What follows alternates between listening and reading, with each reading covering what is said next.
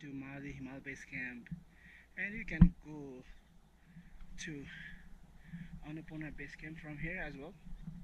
So yeah, it's a beautiful place. I haven't met any of the trekkers yet, so I'm still trekking alone today, which is a good thing. It's so quiet and peace.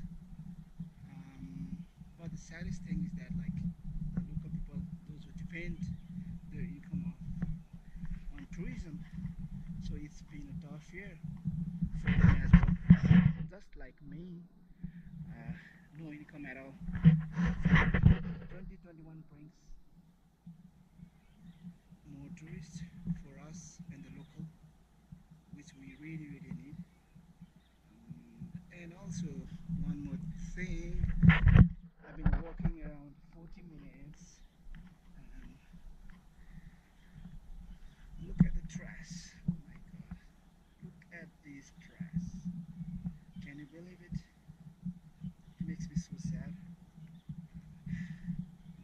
Yeah, I'm trying to collect as much as possible as I can. I'm gonna leave it where there are bins. So I picked up a lot of trash, which is very sad. There's a lot of water bottles, cookies, sweets, chocolates, and canned beer,